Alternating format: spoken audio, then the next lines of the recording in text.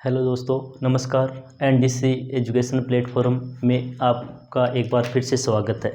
हमने कक्षा 12 के जो मानव भूगोल विषय है उसके पहले चैप्टर के अंदर हमने मानव भूगोल के नामकरण, मानव भूगोल की परिभाषाओं के बारे में अध्ययन किया था। आज के टॉपिक में हम मानव भूगोल की प्रकृति और मानव भूगोल की जो प्रमुख विचारधाराएँ हैं उनके बारे में अध्ययन करेंगे। तो मानव भूगोल की प्रकृति की अगर हम बात करते हैं तो मानव भूगोल की प्रकृति, मानव भूगोल की प्रकृति से तात्पर्य है मानव के द्वारा किए जाने वाले कार्य। क्योंकि जैसे जैसे मानव का जो प्रौद्योगिकी विकास हुआ, यहाँ पे मानव की प्रौद्योगिकी से तात्पर्य मानव की बुद्धि से, मानव की प्रौद्योगिकी, मानव की प्रौद्योगिकी से तात्पर्य क्या है? मानव की बुद्धि से। यानी कि जो आदि मानव था, वो आदिम समाज, उसकी जो बुद्धि थी वो कमज़ोर थी, इसलिए वो किसी प्रकार का कार्य नहीं कर सकता था। वो जो भी कार्य करता था वो जंगलों में रहता था। प्राचीन मानव था, उसकी बुद्धि का स्तर क्या था? कमज़ोर था। ऐसी स्थिति में वह जंगलों के अंदर निवास करता था और जिस प्रकार से जंगली जानवर रहते हैं उसी प्रकार से वो बिना घरों के रहता था, गुफाओं के अंदर रहता था, पेड़ों पर रहता था। इसके अलावा पेड़ों की जो टहनियाँ थी, पेड़ों के जो फल थे, फ्रूट थे, उनकी जड़ी बूटियाँ थी, उनके साथ साथ जंगली जानवर थे, उनके मांस को खाकर अपने उदर की पूर्ति, अपने पेट की पूर्ति थी वो किसके द्वारा की जाती थी? मानव के द्वारा की जाती थी। यहाँ पर मानव भूगोल की प्रकृति से तात्पर्य है कि मानव के द्वारा जो किए जाने वाले कार्य हैं इनमें परिवर्तन कैसे हुआ। तो मानव भूगोल की प्रकृति है, इसके बारे में जीन ब्रून्स के अनुसार मानव भूगोल की प्रकृति क्या है?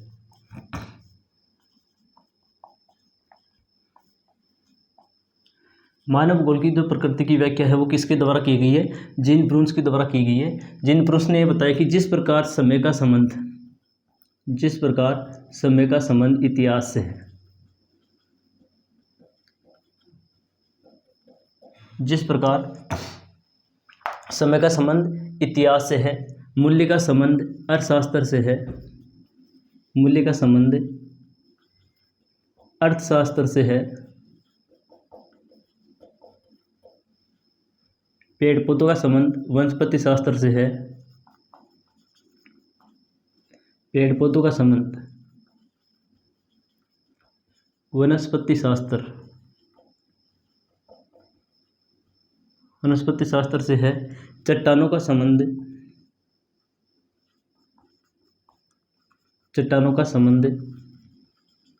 भूगर्भ शास्त्र से है, भूगर्भ शास्त्र से है। उसी प्रकार मानव भूगोल का संबंध, उसी प्रकार मानव भूगोल के अध्ययन का केंद्र बिंदु केवल मानव है। यानी कि प्रत्येक विषय है उसका किसी ना किसी से संबंध होता है। यहाँ पे बताया गया कि समय का संबंध इतिहास से है। यानी कि इतिहास के बारे में हम अध्ययन करेंगे तो सभी प्रकार की जो घटनाएं हैं उनका एक स्थान विषय, एक समय के आधार पर अध्ययन करेंगे। जैसे 18 जून 1576 को हल्दीघाटी का युद्ध हुआ, तो वो ऐतिहासिक युद्ध था, वो एक निश्चित तिथि थी, तो समय के आधार पर हमें ये पता चला। मूल्य का संबंध अर्थशास्त्र से है, पेड़ पौधों का संबंध वनस्पति शास्त्र से है, चट्टानों का संबंध भूगर्भ शास्त्र से है। उसी प्रकार मानव भूगोल का अध्ययन है, उसका केंद्र बिंदु क्या है? मानव है। यानी कि केवल मानव को ही अध्ययन का केंद्र बिंदु मानकर इसके बारे में अध्ययन किया जाता है। इसी प्रकार आगे बताया है कि मानव की जैसे जैसे मानव की प्रौद्योगिकी या बुद्धि का विकास हुआ, जैसे जैसे मानव की प्रौद्योगिकी या बुद्धि का विकास हुआ, वैसे वैसे मानव के द्वारा अनेक कार्य किए गए। जैसे जो मानव पहले जंगली क्षेत्रों में निवास करता था, जो मानव पहले कहाँ पे निवास करता था? जंगली क्षेत्रों में निवास करता था। अब वही मानव अपनी प्रौद्योगिकी की सहायता से, अपनी बुद्धि की सहायता से क्या करने लगा? अब वही मानव अपनी बुद्धि की सहायता से उच्च पर्वतीय क्षेत्रों में, उच्च पर्वतीय क्षेत्र हैं, उच्च पर्वतीय क्षेत्रों में विश्राम भवनों का निर्माण करना, गांव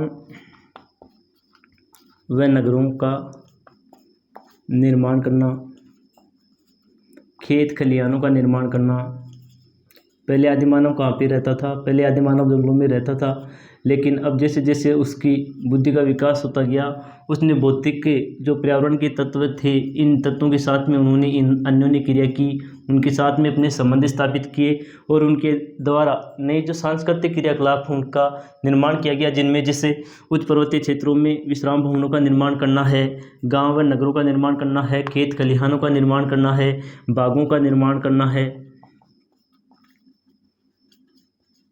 बागों का निर्माण करना है, बंदरगाहों का निर्माण करना है, समुद्र तटीय क्षेत्र हैं उनमें बंदरगाहों का निर्माण करना है। इस प्रकार हम कह सकते हैं कि जिस प्रकार यानी कि जैसे जैसे मानव की प्रौद्योगिकी या बुद्धि का स्तर है, इस बुद्धि के स्तर में वृद्धि होती जाएगी, वैसे वैसे मानव की आवश्यकताएं भी परिवर्तित होती जाएंगी, वैसे वैसे मानव के द्वारा किए जाने वाले कार्य हैं वो भी क्या होते जाएंगे? परिवर्तित होते जाएंगे। तो मानव भूगोल की प्रकृति में भूगोल विषय में ये समझाने का प्रयास किया गया है कि जैसे जैसे मानव की प्रखर बुद्धि है इसका विकास होता जाएगा, वैसे वैसे मानव की जो कार्य करने की प्रकृति है वो भी क्या होती जाएगी? परिवर्तित होती जाएगी। और इसे किस नाम से जाना जाता है? इसे मानव भूगोल की प्रकृति के नाम से जाना जाता है। कि जो मानव पहले जंगली क्षेत्रों में निवास करता था, वही मानव जो जंगली जानवरों के मांस के ऊपर निर्भर था, पेड़ पौधों के जो जड़ी बूटियां थी, फल थे, उनके ऊपर निर्भर था, अब वो आधुनिक तरीके में कृषि कार्य करके विभिन्न प्रकार के अनाज हैं, सब्जियां हैं, उनको खाकर अपना उदर पूर्ति करता है।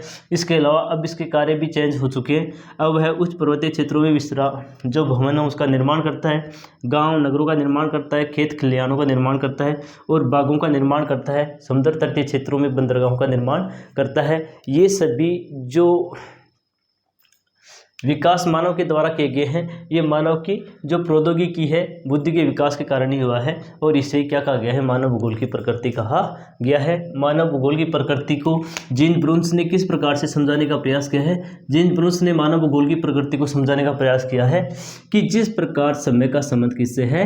इतिहास से है। जिस प्रकार मूल्य का संबंध किससे है? अर्थशास्त्र से है। जिस प्रकार पेड़ पौधों का संबंध किससे है? वनस्पति शास्त्र से है। जिस प्रकार चट्टानों का संबंध किससे है? भूगर्भ शास्त्र से है। जिस प्रकार चट्टानों का संबंध किससे है? भूगर्भ शास्त्र से है। उसी प्रकार जो मानव भूगोल है इसके अध्ययन का केंद्र बिंदु क्या है?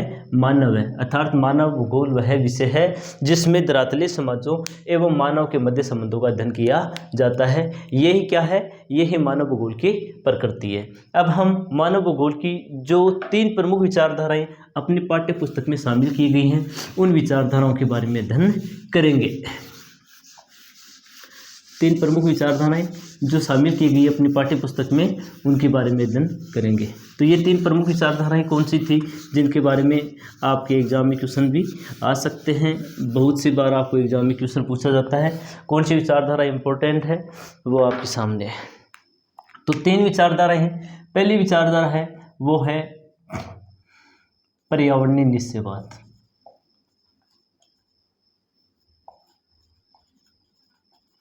पहली विचारधारा कौन सी है? पर्यावरणीय निश्चयवाद। दूसरी विचारधारा है वो है संभववाद। और तीसरी विचारधारा है वो है नवनिश्चयवाद।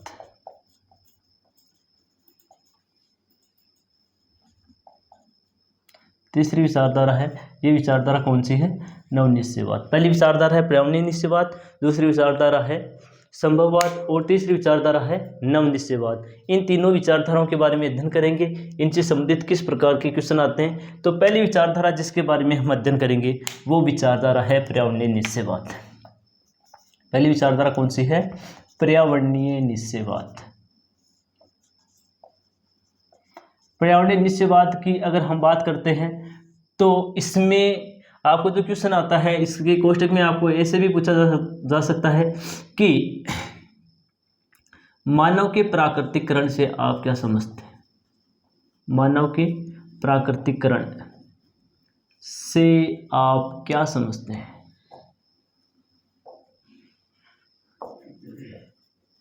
यानी कि ये जो विचारधारा है जिससे पर्यावरणीय निश्चयवाद के नाम से जाना जाता है, इस विचारधारा के बारे में डायरेक्ट क्वेश्चन नहीं पूछ के भी कभी कभार ये भी ये पर्यावरणीय निश्चयवाद है, पर्यावरणीय निश्चयवाद नहीं पूछ के इससे कभी कभार डायरेक्ट ये भी पूछ लिया जा सकता है कि मानव के प्राकृतिकरण से आप क्या समझते हैं। मानव के प्राकृतिकरण इस कॉन्सेप्ट इस पे ध्यान देने की जरूरत है। मानव के प्राकृतिकरण से तात्पर्य है कि जब मानव पर प्रकृति का अधिकार था, जब मानव पर प्रकृति का प्रभाव था।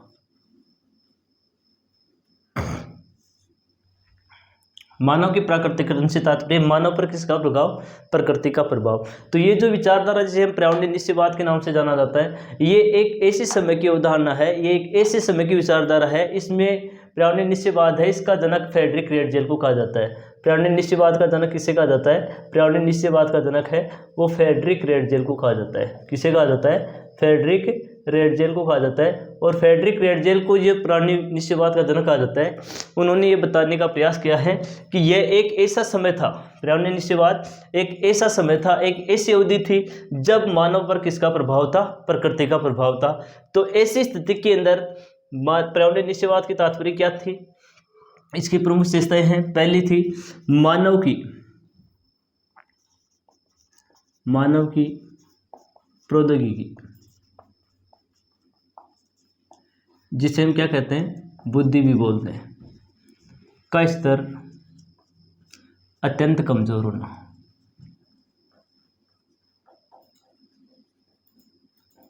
मानव की प्रौद्योगिकी का स्तर अत्यंत कमजोर होना। दूसरा, मानव का जंगलों में जंगली जानवरों के जैसे निवास करना। मानव का जंगलों में जंगली जानवरों के जैसे निवास करना।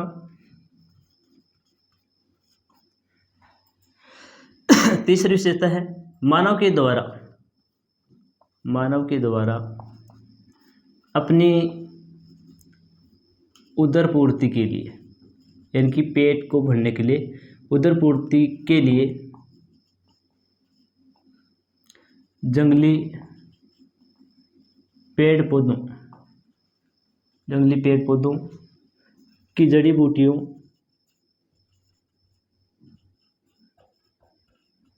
फलों एवं जंगली जानवरों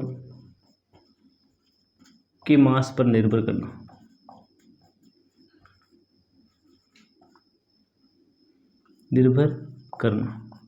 यानी कि मानव के द्वारा किए जाने वाले जो प्राथमिक क्रियाकलाप थे, सर्वप्रथम जो क्रियाकलाप है इनमें मानव के द्वारा शिकार और भोजन संग्रह इसी को शामिल किया जाता है। तो ये कौन सी अवस्था में किए जाते थे? पर्यावरणीय निश्चयवाद में किए जाते थे। इसके अलावा मानव का प्रकृति से भयभीत होना, यानी कि मानव था वो प्रकृति से डरता था, प्रकृति से भयभीत होना तथा प्रकृति की पूजा करना।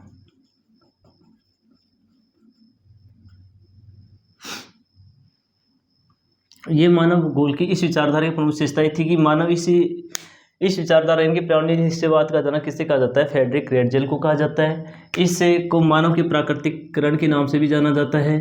और मानव के प्राकृतिक तात्पर्य है जब मानव पर प्रकृति का प्रभाव था, और जब मानव पर प्रकृति का प्रभाव था तो उस समय मानव की स्थिति कैसी थी? उस समय मानव की प्रौद्योगिकी, यानी कि मानव की जो बुद्धि थी, इसका स्तर अत्यंत ही कमजोर था। मानव का जंगलों में जंगली जानवरों के जैसे निवास करना, यानी कि मानव के कोई स्थायी आवास नहीं थे, वो एक स्थान से दूसरे स्थान की ओर घुमा करते थे, न उनका स्थायी कोई रेजिडेंस था, रहने का हिस्सा था। ऐसी स्थिति में वो जंगली जानवरों के जैसे रहते थे, पशुओं का शिकार करके उनके मांस को खाते थे। इसके अलावा पेड़ पौधे हैं, उनकी जड़ी बूटियाँ हैं, उनके फल हैं, उनसे अपने पेट की पूर्ति कौन करते थे? मानव के द्वारा की जाती थी। इसके अलावा मानव प्रकृति से भयभीत था, क्योंकि उस समय मानव की बुद्धि का स्तर अत्यंत ही कमजोर था, इसलिए मानव था वो प्रकृति से डरता था। जैसे मान लीजिए कि आज के समय के अंदर जब वायुमंडलीय घटनाएं घटित होती है, बादल गरजते हैं, बिजली है वो कड़कती है। तो ऐसी स्थिति में मानव उतना भयभीत नहीं होता। लेकिन जब प्राचीन समय का मानव था, आदि मानव, जिस समय उसके बौद्धिक क्षमता बिल्कुल कमज़ोर थी, तो उस समय ये जो आकाशीय बिजलियाँ गिरती थी तो मानव इतना भयभीत हो जाता था। तो मानव ये सोचता था कि शायद मेरे द्वारा कुछ गलत कार्य किया गया है और गलत कार्य करने के कारण अब भगवान मुझे कोई सज़ा देगा, इसलिए वो काफ़ी डर जाता था। फिर जैसे ही बादलों की गर्जना के बाद में वर्षा होती थी और जल की प्राप्ति मानव को होती थी, तो मानव खुश भी होता था कि मेरे भगवान हो मेरे से क्या हो गए, खुश हो गए हैं और उन्होंने मुझे पीने के लिए क्या प्रदान किया है, जल प्रदान किया है। तो ऐसी स्थिति में हम कह सकते हैं कि वह मानव था, वह प्रकृति से भयभीत था, प्रकृति से डरता था और तथा प्रकृति की पूजा भी करता था। यानी कि ऐसी कौन सी अवस्था थी जिसके अंदर मानव प्रकृति का उपासक था या प्रकृति की पूजा करता था? तो वो अवस्था कौन सी थी? पर्यावरणीय निश्चयवाद की अवस्था थी। इसके अलावा इस अवस्था में मानव अपनी उदर पूर्ति एवं सतत पोषण के लिए पूर्ण रूप से किस पर निर्भर था? सतत पोषण के लिए पूर्ण रूप से प्रकृति पर निर्भर था। सतत पोषण के लिए पूर्ण रूप से किस पर निर्भर था? प्रकृति पर निर्भर था। इसलिए इसे माता प्रकृति के रूप में जाना जाता है। इसलिए प्रकृति को किसके रूप में पूजा जाता था मानव के द्वारा? माता प्रकृति के रूप में पूजा जाता था। एग्जाम में ये क्वेश्चन दिया जाता है कि माता प्रकृति के रूप में मानव प्रकृति को क्यों पूजता था? क्योंकि आद्य मानव पर्यावरणीय निश्चयवाद के समय मानव था, वो पूर्ण रूप से किस पर निर्भर था? प्रकृति पर निर्भर था, प्रकृति से डरता था, उसकी उपासना करता था और अपने उदर पूर्ति के लिए वो किस पर निर्भर था? सतत पोषण रूप से किस पर निर्भर था? प्रकृति पर निर्भर था। यानी कि जिस प्रकार एक माता अपनी संतान का पालन पोषण करती है, अपना सब कुछ न्यौछावर करके पालन पोषण करती है, उसी प्रकार मानव ये सोचता था कि ये जो प्रकृति है यही हमें जीवित रहने के लिए सब कुछ प्रदान करती है, इसलिए वह इस प्रकृति की किसके रूप में पूजा करता था? माता प्रकृति के रूप में पूजा करता था। इसके अलावा अगर हम बात करते हैं, इसी अवस्था के अंदर मानव के द्वारा कुछ आविष्कार भी किए गए थे। जैसे मान लीजिए कि घर्षण के नियम के माध्यम से मानव के द्वारा जो अग्नि का आविष्कार किया गया था वो इसी अवस्था के अंदर किया गया था। घर्षण के नियम के माध्यम से अग्नि का आविष्कार इसी समय किया गया था। घर्षण के नियम के माध्यम से अग्नि का आविष्कार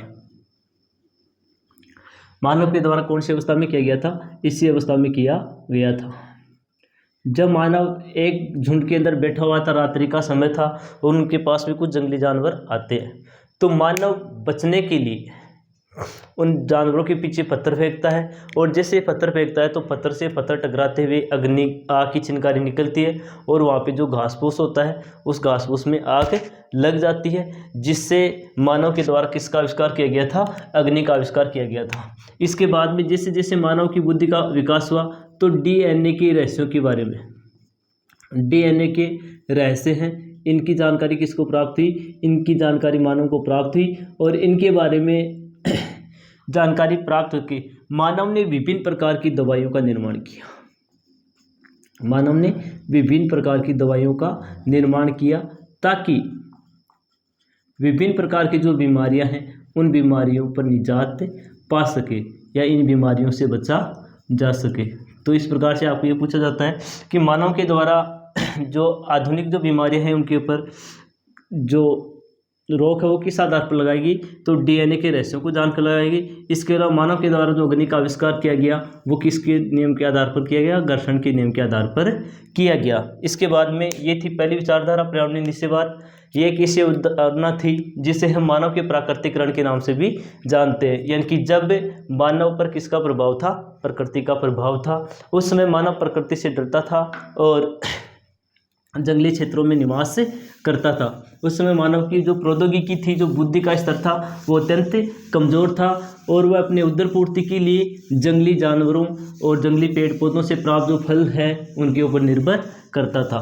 इस अवस्था का जनक था वो फ्रेडरिक रेटजेल को कहा जाता है। इसके बाद में दूसरी जो अवधारणा है वो अवधारणा है संभववाद। दूसरी जो अवधारणा है वो कौन सी है? संभववाद। संभववाद अवधारणा की अगर हम बात करते हैं तो संभववाद अवधारणा है इस अवधारणा का जनक है वो ब्लास को कहा जाता है। ब्लास जो फ्रांसीसी भूगोलवेत्ता थे जिनका पूरा नाम पॉल विडाल डिला ब्लास था, इनके द्वारा दूसरी विचारधारा जो प्रस्तुत की गई, ये विचारधारा कौन सी थी? संभववाद। संभववाद जो विचारधारा है इसे प्रकृति के मानवीकरण के नाम से भी जाना जाता है। प्रकृति का मानवीकरण। प्रकृति के मानवीकरण से तात्पर्य है जब प्रकृति पर मानव का प्रभाव हो गया, प्रकृति पर मानव का प्रभाव हो गया।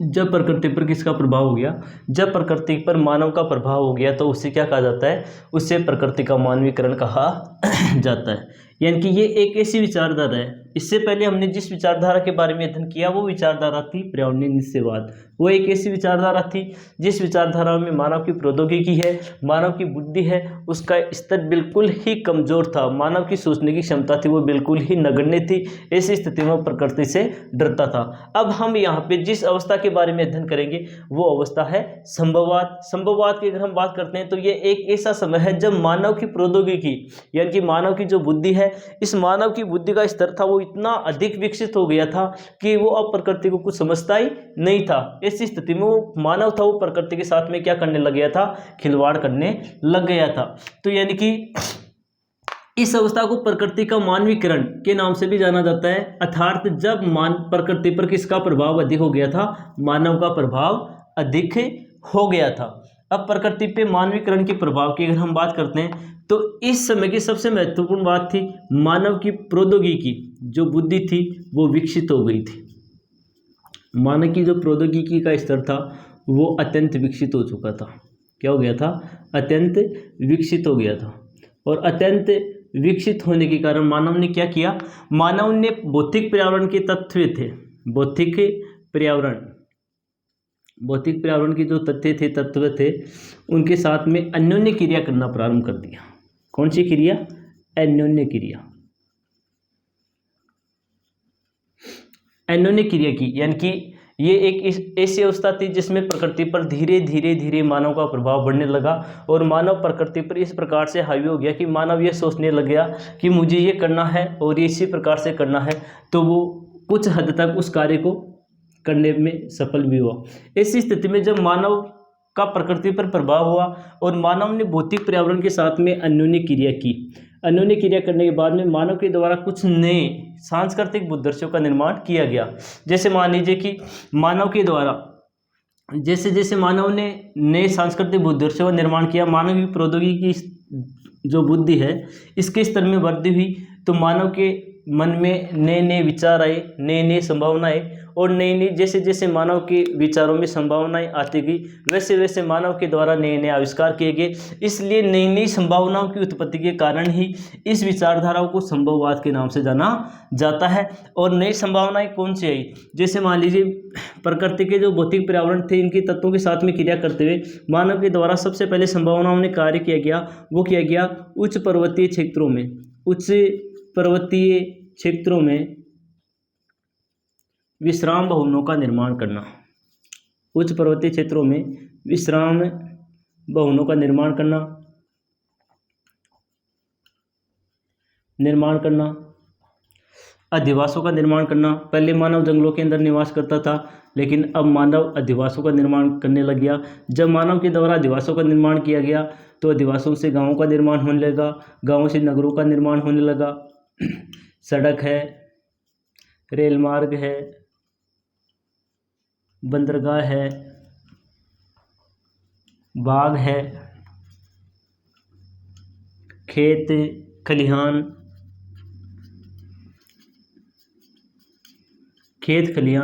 आदि सभी प्रकार के जो सांस्कृतिक भूदर्शे हैं, इन भूदर्शों का निर्माण किसके द्वारा किया गया? मानव के द्वारा किया गया। तो ऐसी स्थिति में हम ये कह सकते हैं कि ये जो विचारधारा है, इस विचारधारा तक आते आते मानव की प्रौद्योगिकी, मानव की जो बुद्धि का स्तर है वो अत्यंत विकसित हो चुका था। और अत्यंत विकसित होने के कारण मानव ने भौतिक पर्यावरण के तत्वों के साथ में अन्योन्य क्रिया की, और अन्योन्य क्रिया करने के बाद में उसने नए सांस्कृतिक क्रियाकलापों, नए सांस्कृतिक भूदर्शों का निर्माण किया। इन सांस्कृतिक भूदर्शों में उच्च पर्वतीय क्षेत्रों पर विश्राम भवनों का निर्माण करना है, इसके अलावा अधिवासों का निर्माण करना है, गाँव, नगर, सड़क, रेल मार्ग, बंदरगाह बाग, खेत खलिहान आदि सभी का निर्माण करना है। इन सभी प्रकार की संभावनाओं को जन्म किसके द्वारा दिया गया? मानव के द्वारा दिया गया, जिस कारण इस विचारधारा को किस विचारधारा के नाम से जाना जाता है? जिस कारण इस विचारधारा को संभववाद के नाम से जाना जाता है। इसके बाद में तीसरी जो विचारधारा है वो विचारधारा है नवनिश्चयवाद। तो इससे पहले हमने जिस विचारधारा के बारे में अध्ययन किया था वो थी प्राणी निश्चयवाद, जिसे मानव के प्राकृतिकरण के नाम से जाना जाता है। दूसरी विचारधारा थी संभववाद, इस संभववाद को प्रकृति के मानवीकरण के नाम से जाना जाता है। अब जो तीसरी विचारधारा है, जिस विचारधारा के बारे में हम अध्ययन कर रहे हैं, वो विचारधारा है नवनिश्चयवाद। नवनिश्चयवाद की अगर हम बात करते हैं तो नवनिश्चयवाद जो विचारधारा है ये ग्रिफिथ टेलर के द्वारा प्रस्तुत की गई थी। नवनिश्चयवाद है ये विचारधारा किसके द्वारा प्रस्तुत की गई थी? ये विचारधारा ग्रिफिथ टेलर के द्वारा प्रस्तुत की गई थी। ग्रिफिथ टेलर ने ये विचारधारा थी वो 1915 में प्रस्तुत की थी। यानी कि ये विचारधारा थी नवनिश्चयवाद, वो किसके द्वारा प्रस्तुत की गई थी? ये ग्रिफिथ टेलर के द्वारा कब प्रस्तुत की गई थी? 1915 में प्रस्तुत की गई थी। ये जो विचारधारा है, इस विचारधारा को रुको और जाओ निश्चयवाद के नाम से भी जाना जाता है। रुको और जाओ निश्चयवाद के नाम से कौन सी विचारधारा को जाना जाता है? तो रुको और जाओ निश्चयवाद के नाम से नवनिश्चयवाद को जाना जाता है। अगर इस विचारधारा की हम बात करते हैं, हालांकि ये विचारधारा है वो सभी विचारधाराओं के बाद में प्रस्तुत की गई।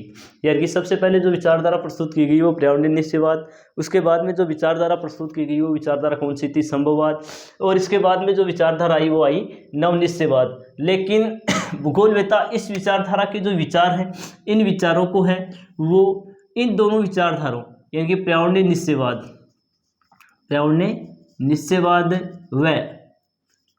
निश्चयवाद व संभववाद के मध्य की विचारधारा मानते हैं।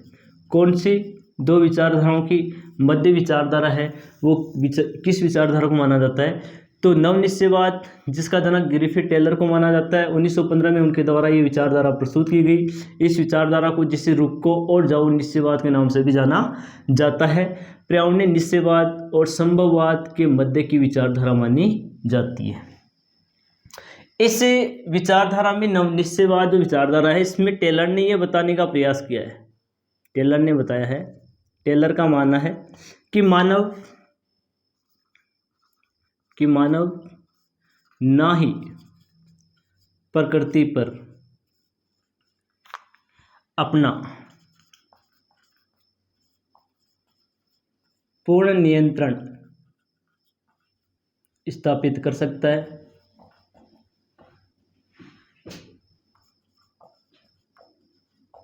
और नहीं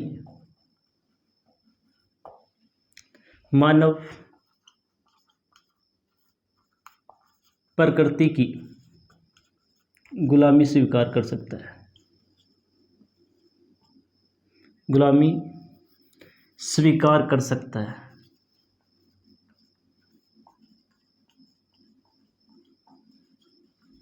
यानी कि मानव भूगोल की जो तीसरी विचारधारा जिसे हम नवनिश्चयवाद के नाम से जानते हैं, इस नवनिश्चयवाद की जो विचारधारा है, इस विचारधारा में टेलर ने यह बताने का प्रयास किया कि मानव की प्रौद्योगिकी है, इसका स्तर इतना अधिक विकसित हो चुका है कि ना ही तो वह प्रकृति पर अपना पूर्णतः नियंत्रण स्थापित कर सकता है और न ही प्रकृति की दासता स्वीकार कर सकता है।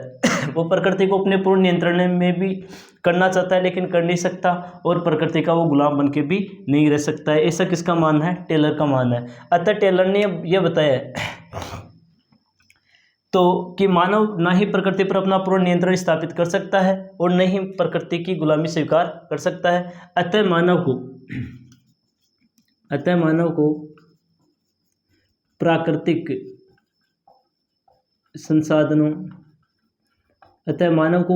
संसाधनों का उपयोग सतत पोषणीय विकास को ध्यान में रखते हुए या सतत पोषणीयता को ध्यान में रखते हुए, अतः मानव को प्राकृतिक संसाधनों का उपयोग सतत पोषणीयता को ध्यान में रखते हुए पर्यावरण को बिना हानि पहुंचाए भविष्य की पीढ़ियों को या भावी पीढ़ियों को ध्यान में रखते हुए किया जाना है। भावी पीढ़ियों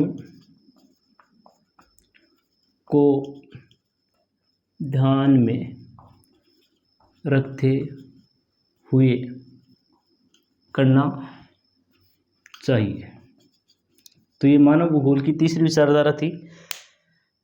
नवनिश्चयवाद, जैसे ग्रिफिथ टेलर के द्वारा 1915 में प्रस्तुत किया गया, रुको और जाओ निश्चयवाद के नाम से इसे जाना जाता है। यह पर्यावरणीय निश्चयवाद और संभववाद के मध्य की विचारधारा थी। इस विचारधारा में टेलर ने यह बताने का प्रयास किया है कि मानव ना ही प्रकृति पर अपना पूर्ण नियंत्रण स्थापित कर सकता है और न ही मानव प्रकृति की गुलामी स्वीकार कर सकता है।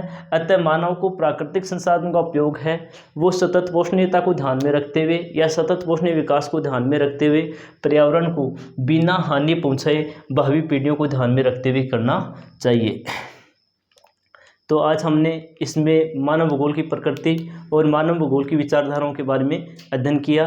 नेक्स्ट जो क्लास होगी उसमें हम मानव भूगोल के गलियारों के बारे में अध्ययन करेंगे। अपना ये जो चैनल है इसको सब्सक्राइब करें, अधिक से अधिक लाइक करें, अपने जितने भी फ्रेंड हैं उनके पास में इसे शेयर करें। धन्यवाद।